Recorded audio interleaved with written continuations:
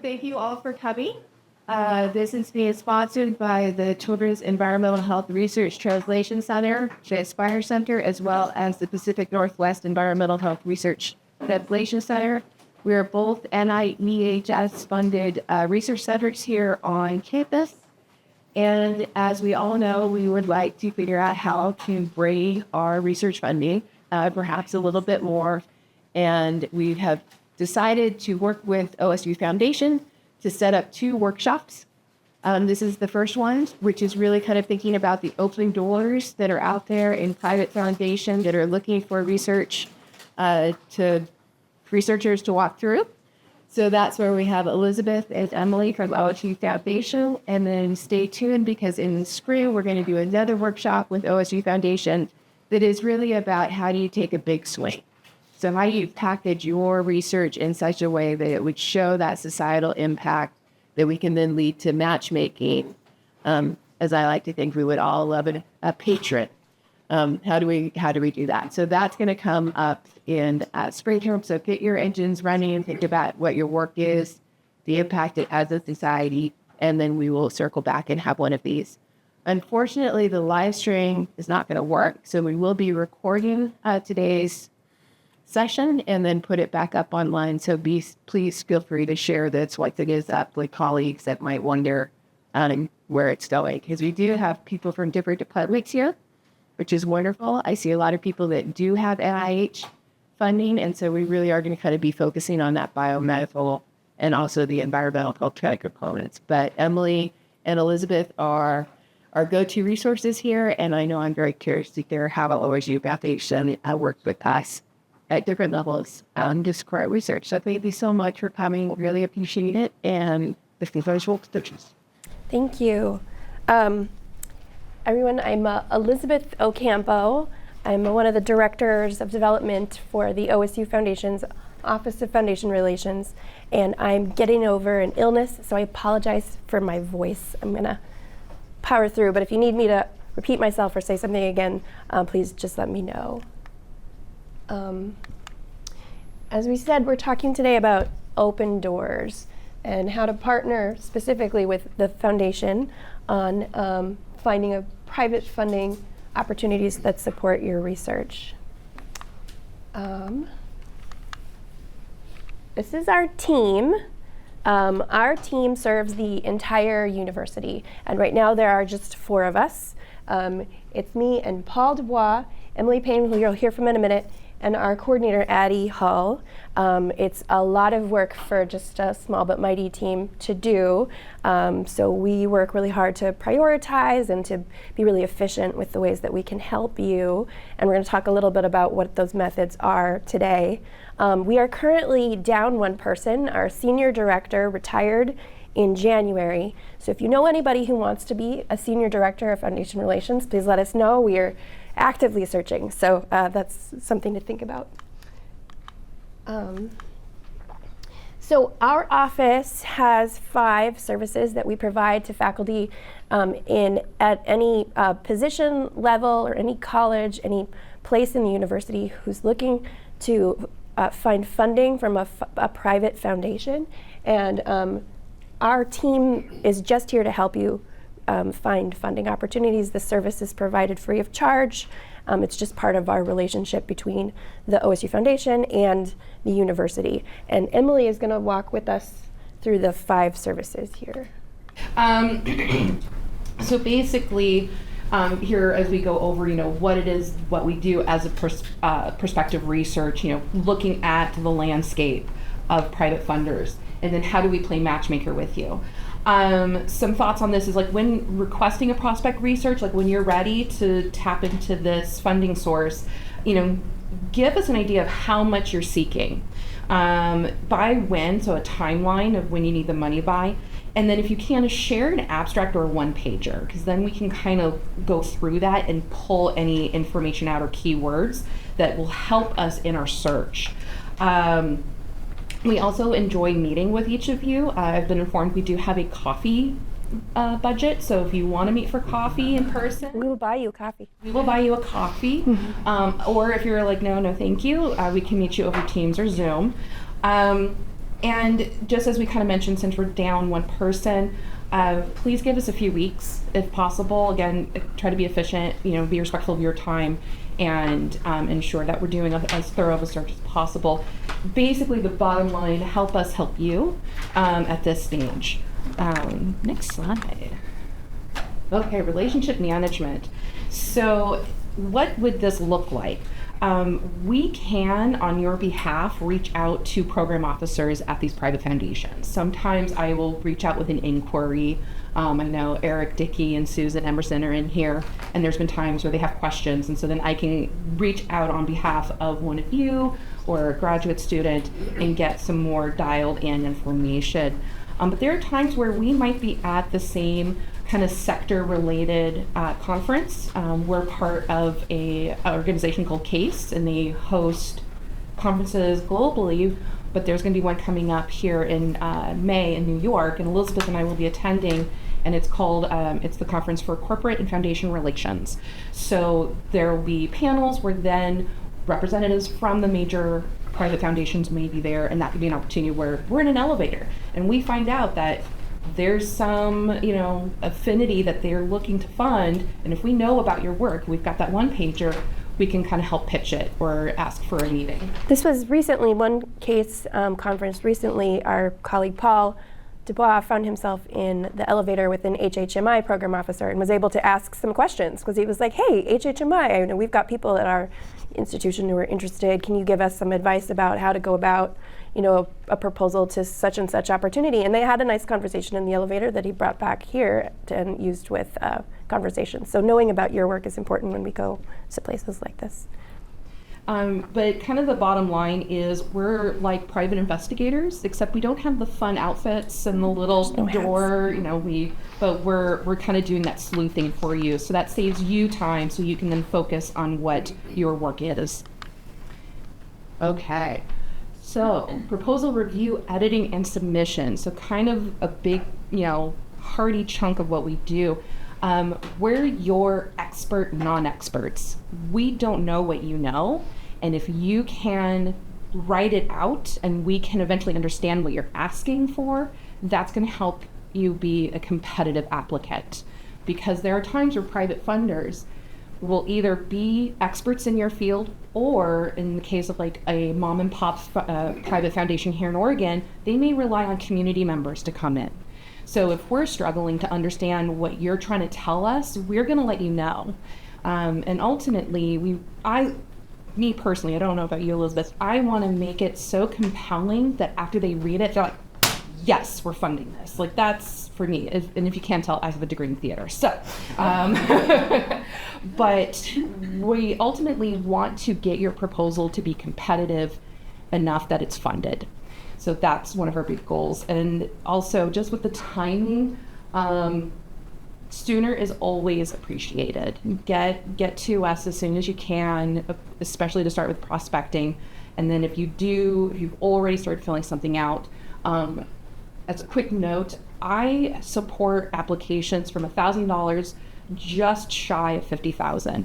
Elizabeth and Paul are what we call our major gift officers, and our major gift level is $50,000. So if you're looking for something 100, 200, 500,000, those will likely land in Paul or Elizabeth's lap. So, but yes, 6 business days. If you can notify us notify me as soon as possible as to what your needs are, and then I can help you work on that. Okay. Post-award reporting. So just kind of outside of just telling you, hey, you have a deadline for a report coming up, and sending that reminder, we can also assist with stewardship activities, such as a site visit. A recent example that just happened for me is back in October. I sat down and met with representatives from National Center for Families Learning as part of a grant that they supported for Dr. Sharon Shen. And as part of their day here with us, I met them in the morning. We provided them with some light refreshments. Turns out they had already eaten breakfast, so I know that was still well intended, but we can do something like that. Again, we have a coffee budget. So if you know you're going to have program officers coming to meet with you, please notify our office as soon as possible, and we can help support in conversation and addressing any questions. It's kind of really that relationship building portion, because some funders do continue their support or increase support, and that's where then again me under 50,000, that pipeline to then get to Elizabeth or to Paul or to fill in the blank senior director of development for foundation relations. Again, our plug for the job. Please, please. Okay, so kind of the last of our 5 major services that we offer is grant training and skill building. Congratulations, you're at 1 here today. Yay! So here, this is where we can assist in your professional development, because you are a content expert at what you're researching, but maybe that writing skill or deciphering a grant application, because there's a difference between National Science Foundation and an application to Roundhouse Foundation in Sisters, Oregon. They're going to be very different. And even just deciphering between a Roundhouse application and a Trust Management Services application, they're going to be different formats, different presentation. We become like the private foundation grant writing whisperers. So we kind of understand how to translate that language and then help support you in meeting their questions and addressing anything that they might ask you and get out in front of it. So just to kind of recap, we've got the grant training and skill building. We can do the research and vetting. We can help with editing and proofing. We basically can be your beta test audience to make sure that that application is landing well. And then, of course, we can do the post-award support. So that concludes my portion of the presentation. Back to you, Elizabeth. Thank you, Emily. All right, so now we're going to just talk a little bit more about private foundations. So I understand a lot of you are supported by NIH and other public agencies. And so this area, because it's different enough from the public funding that you're maybe more familiar with, it's a good idea to just learn a little bit more about the lay of the land, to have an idea of how to approach it in the most competitive way you possibly can. So we'll just take a look at kind of what this sector looks like right now. These are numbers from 2023, which is our most recent data. Given by source, philanthropic giving is still predominantly done by individuals. That's 67% there. But the next one, the next biggest piece is foundations. It's 19%. This sector has been growing year over year. Every year, 2023 was the second year when giving by private foundations surpassed $100 billion in the United States. There are currently about 120,000 individual private foundations in the United States. And again, that number continues to grow. But importantly, each one of those private foundations has a very small list of regulations that they have to abide by. And it's basically that they have a percentage of their assets that they're required to give away every year. The rest of the rules that govern them, they basically get to write themselves. And so that means every single one of these foundations has their own processes and priorities that they get to design and change by themselves whenever they feel like it. Because of that, we have a piece of information that we share with everybody about private foundations, which is that when you know one private foundation, you know one private foundation. They are all unique, and what you've learned about one is not necessarily transferable to any of the other ones that you will interact with. That's important to know. Also important because in this presentation, I'm going to talk about some sector trends that we see crossing between private foundations. But again, they're all different. So whatever I say about private foundations, generally speaking, there will be examples of how that's exactly the opposite of the case for any individual particular one. Something that we talk about also is that private foundations, they operate in their own sort of way, but they share some aspects of the way that they're run with different types of funding sources. And we'll talk a little bit about individual donors, how they're kind of like individual donors. There are 3 groups here that I want to just touch on. Legacy foundations are trying to enact a philanthropic vision of someone from the past. And examples of this are foundations you've maybe heard of before, like Rockefeller or Carnegie or Hewlett. These are usually barons of industry who set up foundations to like cement their legacy for the years that come after they've left us. Family foundations, again, we're enacting a philanthropic vision, but this time of a family group. These three examples are funders of large grants to OSU Foundation.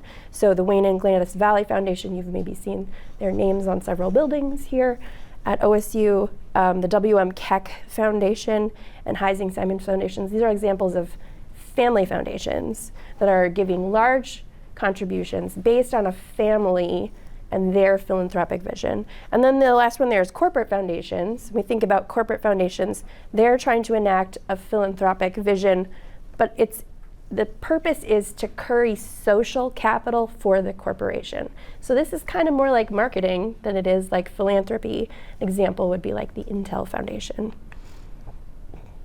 All right, so when we think about institutional giving that's done by organizations, we can break it into sectors, and education is this pink bar here, that's the largest one, and that's educational institutions like OSU fall in this category, along with like K-12 schools and libraries. And this has been the largest sector of giving from organizations for the last 10 years. We can see that it's trending downward, but it still is the largest group. And of all of the giving there, more than 50% goes to institutions of higher education, like OSU. So this is a big area of funding for universities, institutional giving, and institutions like to give to universities.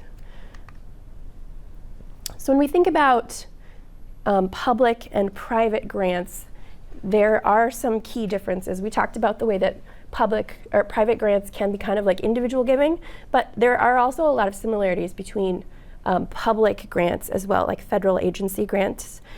The structures that go into a grant proposal to a public agency are very similar to the ones that go into a private grant, except there are some key differences. And in our next presentation in the spring about big swings, this is a bigger piece of what we're going to talk about. So I'm going to sort of gloss over this right now. And this is a topic that we're going to really dig into in our next one. But these key differences are the work of Emily and I.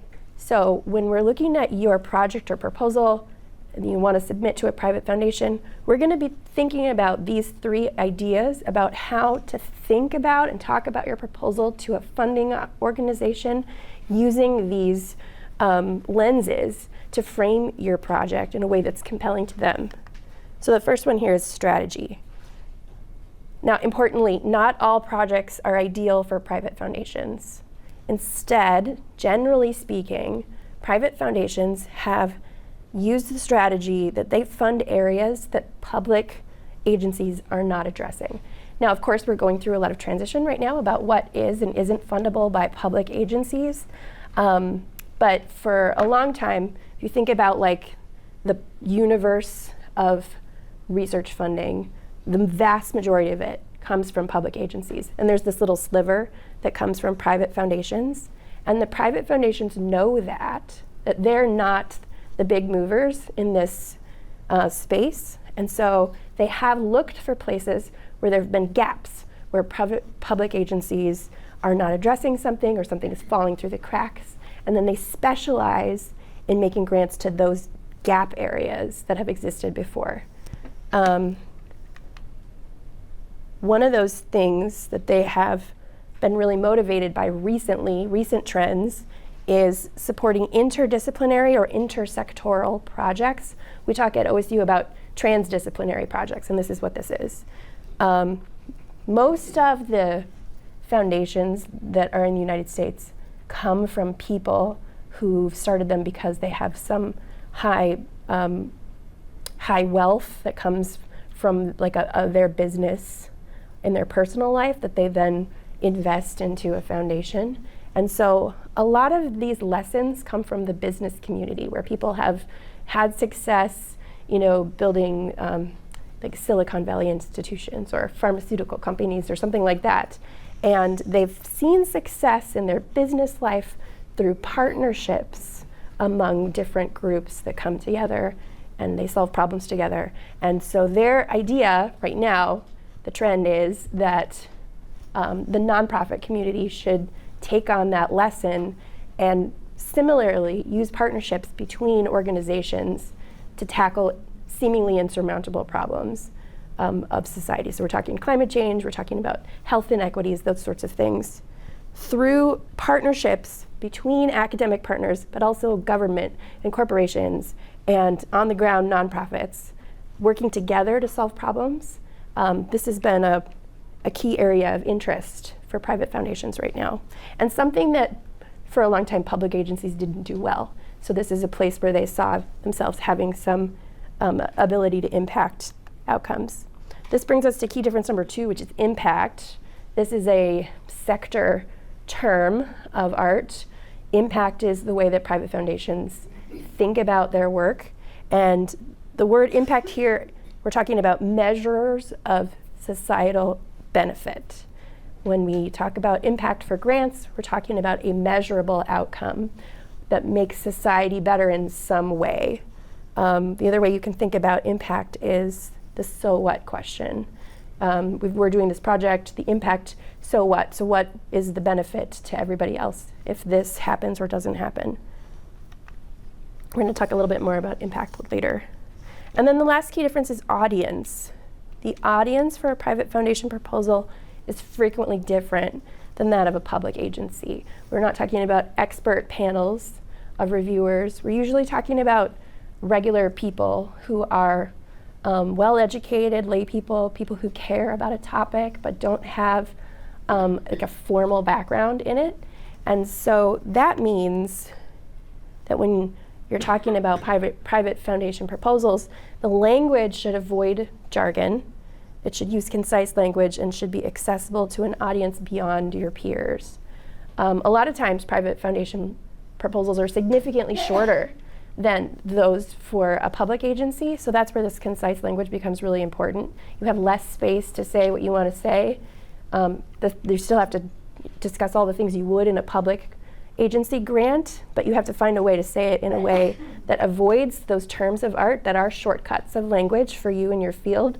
So finding a way to say something the long way, but concisely and compellingly to somebody who's not an expert in what you're talking about is its own skill group. And that's what Emily and I work with faculty a lot on, is translating your research language into something that can be accessible to somebody at a or a private foundation.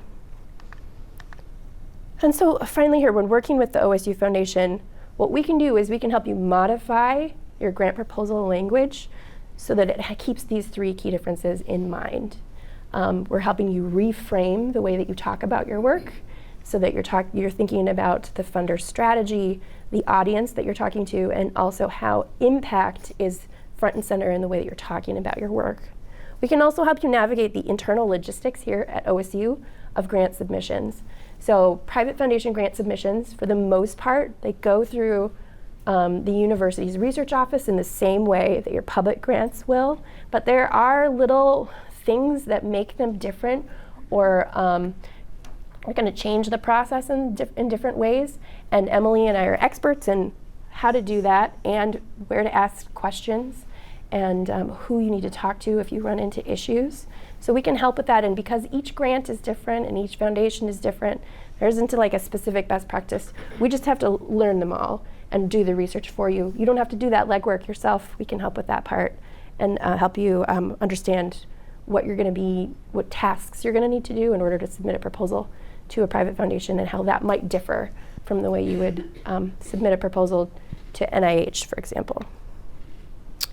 Okay, so if you've decided that you want to look for funding from a private funding opportunity, where to go is always the question that we get. We suggest that you start with our website, or www.fororegonstate.org foundation relations will take you to this page, which is our landing page for any faculty that's looking to seek grant information or assistance. A lot of our resources are available through these hyperlinks. Here you've got a list of our services. All of our trainings that we've ever done are just up there, and you can look PowerPoints and previous live streams on different topics that are interesting to you. We have our funding opportunity spreadsheet, which we're going to talk about in just a second. There's a list of restricted foundations, which we'll also talk about in a minute. This is a great FAQ about like questions you might have relating to the process and logistics of grants at OSU, but then also other like just general questions about, well, what does this section of a grant require of me? There's answers about that kind of thing. There's a bunch of useful links that will take you to places where you can find funding opportunities or other sorts of resources, and our contact information is there too. On our website, you'll see a link for our RFP newsletter, which is also called the Funding Opportunities newsletter. We produce this twice monthly. This has recently become the baby of Emily. This is her task. Lucky her. She scrapes the whole internet twice a month for all the funding opportunities that we can find. This is the most comprehensive listing of all of the open funding opportunities that we think would be interesting or relevant to faculty at OSU at any given time. It's a massive spreadsheet. There are 4 tabs. One is for the new things that are new to the list. We've got rolling deadlines. We've got previous announcements for opportunities that have not lapsed yet, but aren't new. And then also our contact information. Because it's so huge, we recommend using a control find of the whole spreadsheet for keywords as a way to maybe find something that's related to your project. Here is the most recent newsletter. You can see we've got the name of the sponsor, the name of the specific grant program. There's a description here, and then if this is not like a full proposal, it'll tell you what stage it is. It's a pre-proposal or a letter of intent or something like that. We've got funding amount, and this is a hyperlink on the deadline that'll take you to the website for this funding opportunity. You can see the tabs here on the bottom for the different places where the information lives. This is the product of about 10 years of work on how to share this information in the best way with you all. And you should know that our colleague Paul recently went to talk with MIT at a case conference about the way that they're distributing this list. And he was in the audience and ended up being like a half presenter because our list is so much better than everyone else's. I just want to brag a little bit about Paul and Emily's work. Another one here is Grant Forward. The university has paid for a subscription to Grant Forward, which you can access through the Valley Library's website, that hyperlink right there. This is a database that you can use to search funding opportunities specific to your project. And this is both public and private opportunities. I highly recommend that you go in here and you create your own login with an ONID. That way you can create searches and save them and subscribe to those saved searches so that it can update you in real time when new opportunities become available based on your search terms. You can also create your own profile in Grant Forward and upload your CV into it, and it can scrape your CV for keywords that maybe you had not considered and send you updated funding opportunities based on your CV. And again, you can subscribe to receive automated notifications, and you can make that as frequently as you like. So if you don't want to get an email every day from Grant Forward, you can have them send it to you quarterly or monthly or weekly or however often you like. There are several places on the internet where these sorts of RFAs are gathered. One of the big ones is Philanthropy News Digest, or PND. This is a compendium in digest form of philanthropy-related articles. It's sort of like a message board for philanthropy, and they have an RFP list that you can get down here. These are notices for US-based nonprofits. You can subscribe to this as well based on your interest area. So if you wanted to just receive funding opportunities about education or environment, you can have it send you updates on just those things. Generally speaking, we would like you to think about this as a cooperative approach. So our team uses our tools to create the RFP newsletter. We also have portfolios of funders that we're monitoring all of the time. So when things develop there, we can be on top of new developments with specific foundations that are especially attuned to things at OSU. But we'd like for you to be using these available search tools like Grant Forward, Philanthropy News Digest, and LinkedIn. Bad news, sorry.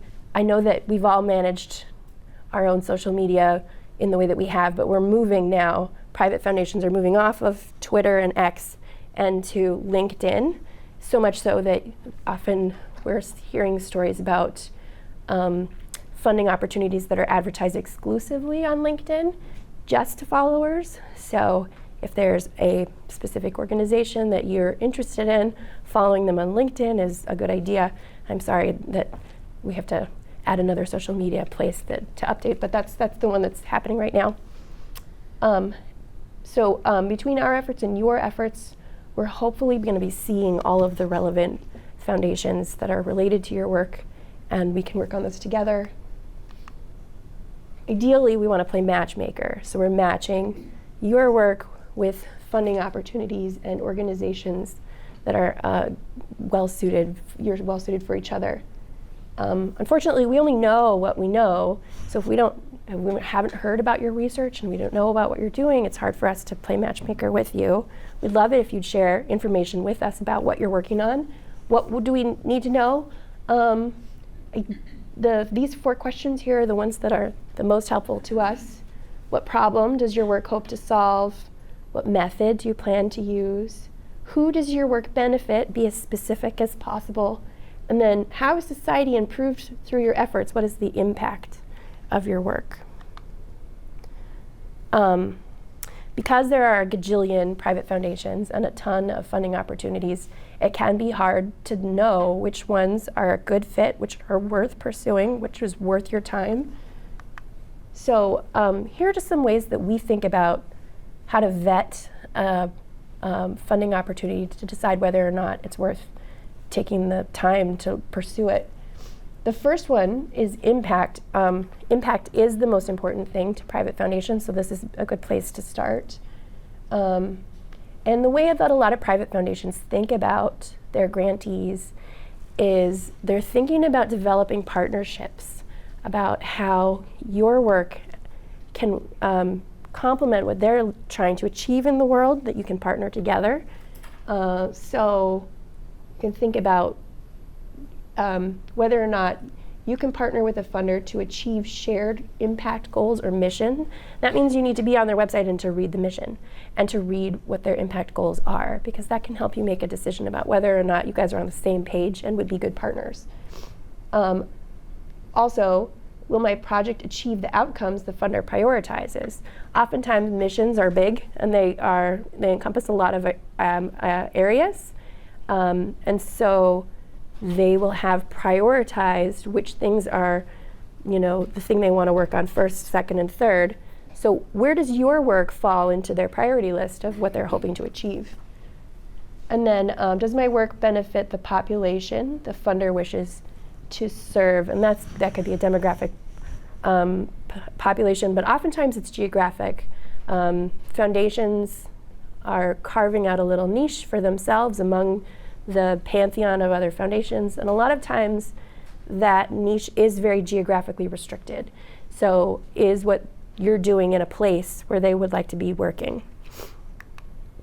The next big one is eligibility, and this goes beyond just is my university eligible? I mean, that's an important question too. Is the university an eligible applicant? Sometimes applicants have to have 501c3 tax status. And the OSU Foundation has that. So we could be your applicant if you need that to be the case. Most grants go through the university. It's just like a tiny, tiny amount of them that come through us, but we are able to do that if you need to. And then also, a lot of grant programs can be specific to a person's stage in their research journey. So where they are, like if they're an early career person, how many years from their terminal degree they are, or if they've reached a certain level of rank at their institution. So that's something to consider. Sometimes it's the eligibility is based on discipline, research focus, or methodology. There's a foundation in my portfolio, Arnold Ventures, that only cares about one kind of methodology.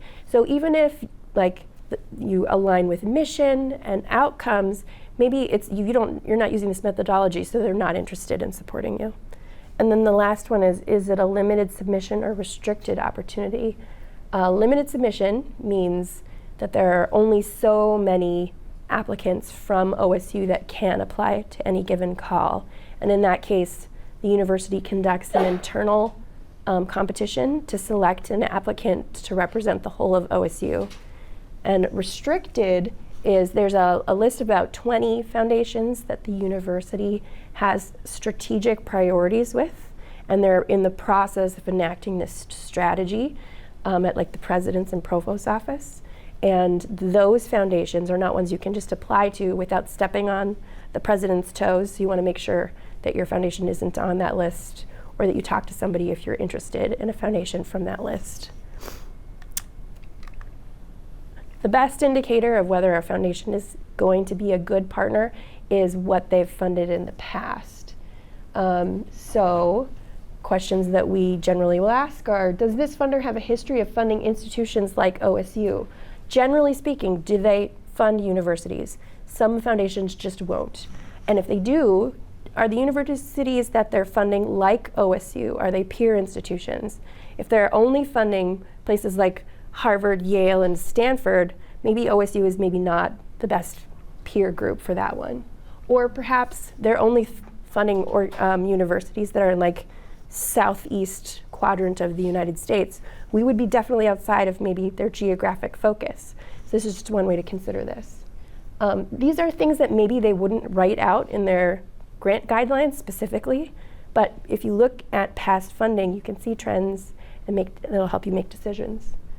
Similarly, does this funder have a history of funding projects like mine? Project type, yes, but also scale and scope. If the thing that you're looking to do is based in just Corvallis or just in like a region of Oregon, but this funder is doing national projects mostly, the scope and scale are not a good match. So this is a good way to look at like the way that your project matches or doesn't match with their previous history.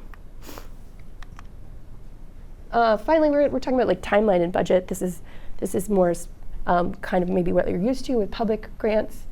Will the funding be available when you're going to need it? Is the submission deadline achievable? Private grants oftentimes won't advertise their funding deadlines as far out as a public agency will. It'll be something like 6 weeks, 8 weeks away. So it means that if you want to jump on it, it's something that you have to be ready to move on, or to like hold in your back pocket and think about, maybe I'll try to do this one for next year and be ready with it. And then the last one, is the award amount compatible with your budget needs? And this, you want to take into account indirect costs and other use restrictions. These can be pretty specific with a private foundation. And like I said, they're all different. Each foundation is different. So with every foundation grant you're looking at, this is a question you need to address specifically for each one. And we can help with that part too. The last one is competitiveness and success rate. How competitive is the grant? Is your idea novel, special, unique enough to be competitive in this slate of applicants? And then what is the average success rate? Do you have a chance of securing funding? You might decide that maybe this one is just too much work for too little chance of success, and in that case, you maybe decide not to go after this particular one. Or maybe it's the opposite, where you're thinking, well, the slate is pretty narrow, and I'm a great fit for this, so I think I would have a competitive advantage. Again, we can help with vetting and helping you understand the variables that will help you decide whether or not to pursue a grant. And then finally, our last one here is that we'd like you to think about private grants as part of a comprehensive funding plan. They can be a valuable tool, but they are not for everything. They can help move a project or research in new and innovative directions. That's oftentimes what private foundations see their funding as a way to, as how they're going to be impactful in the space. We think about 3 common strategies that private foundations often take. The first one is to get a project off the ground that can then sustain itself after that initial investment. The second one is to achieve discrete outcomes that meet one of the funder's philanthropic goals. And the last one is to secure preliminary data to support a larger proposal to a public agency. These are the sort of funding gaps that the private foundation sector has seen in public grant making, that they feel that they can be the most impactful. So this is often the kinds of proposals that will be most competitive to a private foundation. Now, you might notice that, like, just keeping my lab running or helping pay for students or those sorts of ongoing expenses, that's not on this list. And oftentimes that's the sort of thing that public grants are better at. And so private foundations have opted out of that kind of funding. So right now, when you guys are talking about finding funding that will cover gaps that NIH was funding and is now maybe not, moving to private grants to help cover that funding gap is going to be tricky, because that's outside of the scope of the sorts of grant making that the sector has for a long time been engaged in. We haven't seen yet the public or the private grant sector stepping up to fill the space that the public agency grants have all of a sudden stopped funding. I keep waiting for it to happen any day. Here's maybe one example I can give. Yeah. So, come over here. So we just recently got a newsletter from a funder, Roundhouse, and they're kind of doing, I think, what was similar that happened with COVID with rapid response. So again, they're trying to support the needs of their current grantees while still preparing for their spring round, because I am working with somebody currently on an application. So they really want to help those that are going to miss out on like the USDA funding. But in the newsletter, the executive director, Aaron Borla, mentioned towards the, in it, that private foundations are not going to have the capacity to backfill this loss of funding. So even though there's 120,000 foundations, not all of them have the same amount of money in their endowments. I mean, you can go to look at the grant, the Gates Foundation, and they've got somewhere around, $400 billion, $40 billion? I think it's $40 billion in an endowment that they spend the interest off of, but they don't spend down.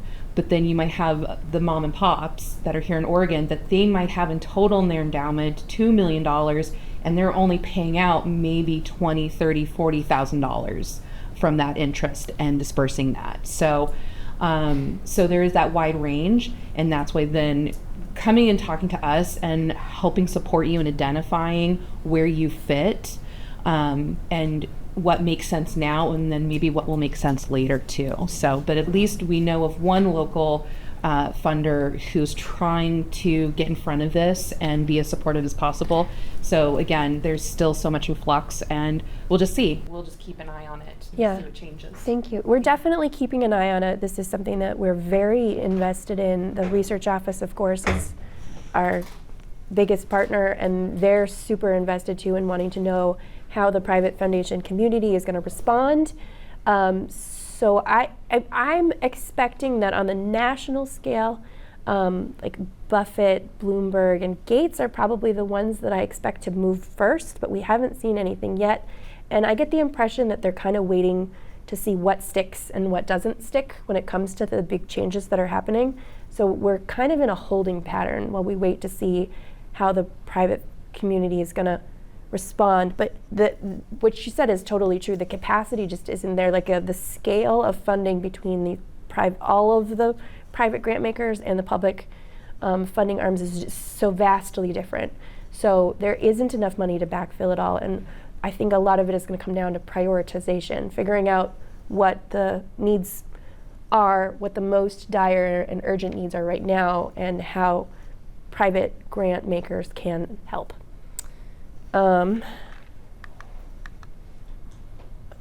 Just one last pitch to contact us. We're here to talk to you about what you're working on and what sort of funding you need. Our coordinator, Addie, there with the pretty face, she's our best contact person. If you don't know who to talk to, she can direct you to the person on our team who can be the most helpful for you. And we are always interested in learning about what you're working on and how we can assist you. So this next time is for questions. Do we have any questions for us or thoughts they want to share?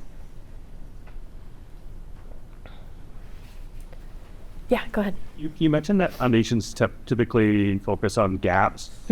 How quickly do they move? Like, do you see foundations moving already to address the gaps that are emerging in federal funding? So that's a great question. Typically, private foundations are more nimble than public agencies, so they can move faster if they want to. And which is why I'm surprised I haven't seen more movement right now about backfilling for changes in the Trump administration. But there has to be like a willingness to make those moves, and I just haven't seen yet, apart from Roundhouse, especially from national funders, a willingness to make the moves yet. When they want to, they can just do it. They can just make a change, and it's much easier for them to make those changes. And like I said, we're watching for it. We're very closely observing when it's going to happen, because I think it's probably going to be a tipping point situation where there's a leader that makes the move and then the rest of them follow it. But so far, nothing yet. Good question. Yeah. So you mentioned that kind of the first step is developing like a one-pager perspective for the things that we would like to propose. Is that something that we just kind of take a stab at creating the one-pagers of the different ideas that we have? Because some of us might have multiple dimensions. Yeah. Different kind of projects, and then just share them with you, and that's where it starts. So that's one strategy. If you want to write a one-pager, we would love to read your one-pager, but you're very busy people and you have other things that you maybe prefer to do with your time. So it might be easier that if you have a proposal that you've submitted already somewhere else, you could just send us an abstract for something that you've already written, or you could send us what you have submitted somewhere else, journal articles, whatever it is that you already have, that's fine. If you want to write a one-pager, we're happy to read whatever it is you want to write and send to us in whatever format it comes in. And it's just useful to know kind of what you're up to, and a one-page summary can be handy for distributing to other places. So if we see that, oh, this is a really good fit for such and such foundation, could I just share this one-pager with them? That would be helpful because it's already done and we can do that as opposed to creating a new thing next. So it's up to you, and it's really kind of about bandwidth, about what you have time to do. Yes. So I'm asking a question for another PI, and couldn't be here today, that is trying to fund their research in foreign Zambia. And so I don't know, she's checked the web pages. Is there a Hewlett, H-E-W-L-I-T-T? She and I have communicated. Mm-hmm. But that just brought me back to those questions. The databases that the OSU does pay for. So you mentioned Grant Forward. And Jimmy listed them. There's a new one out there, Pivot, foundation ones. Is there? Are there other So, yeah, so Grant Ford is the one that the university is currently paying for. Pivot is like the Rolls-Royce Cadillac version of this, and the university is testing right now. are there? It's actually available. It's available? Cool. There's research office is supposed to be rolling that out. So Neat. people know. It is like the best of the best, and it's sort of the same idea that you have a project that you're looking to fundraise for, and you can insert your data into it, and it can help you find funding opportunities. That would be something there. I don't always recommend just like a Google search, but like that can be a good jumping off place too. If you're just looking for like a short list of who's funded grants in your topic. And that's maybe where she came up with Hewlett, I'm not sure. I just want to know if I was missing out if there are restricted databases that the university is not paying for it. Or you go there. Okay. Other question? It sounds like learning applications. If I go and look at those and find something that was interesting, it seems reasonable that I would write to one teacher and send it to you guys first for you guys to kind of vet that and make sure it's not something that this particular foundation had to go on the page knowing that's like full fund, right? Does that seem? Yeah, that's it. Okay, so that's great. If you find a funding opportunity that you would like to pursue, we definitely recommend that you talk to us before you contact them, because we can help you with that messaging to the foundation that you've discovered, to like what is the best method to reach out to them, who should I be talking to, what should I tell them about my project. And we can also help you with the vetting to make sure, like, is this a good fit or not a good fit, is this worth your time. So yeah, before you talk to anybody over there, we'd love it if you would talk to us first. However, we understand that this process is iterative and there are lots of on-ramps all over the place. So things don't always go in the order that is ideal. And so whatever order it happens to be in, that you're like, well, maybe you're talking to a program officer already and you think, should I talk to a foundation person? I'm already in the mix here. Yeah, sure, come talk to us then. We can be helpful at any stage of this process, wherever it is that you find yourself in it. Please don't, hesitate to reach out at any stage. And again, if the holdup is, I don't know how to write this in a one-pager, you don't have to worry about that either. You can just bullet point something in an email and send it to us too. Whatever works for you works for us. We're very flexible. Other questions? Well, I'm always asking to students, international students are much but that seems to be a very tricky. I'm not going to be successful when companies are international students. Find a funding source so they can search. So that's really part of the eligibility vetting portion. Some funders are interested in, they don't care where the citizenship of the PI is, and some of them do, and it is, it's just different from each one. So that's one of the questions, especially if you're working with an international student, is trying to figure out two questions. Can a student apply? Are students allowed to be PIs? And then the second question is, do they need to be United States citizens? It's just part of that eligibility vetting process, which is, that's not helpful. I'm starting. So in Grant Forward, there's a lot of filters on the side, and one of the filters is U.S. citizenship. So you can toggle yes or no as a search term in Grant Forward, and that can help filter out the things where citizenship is required. Yeah. Any other questions? Okay, wonderful. This is going to be available as a recording, so please feel free to share with your friends and colleagues. We're going to put it on our website as well in our as one of our training links too, so it'll be available there in addition. So, and please feel free to reach out to us at any time if you have any questions about anything related to grants. We're happy to help with any of it. We hope to see you back for our second session about big swing grant opportunities. All right, thank you. Thanks.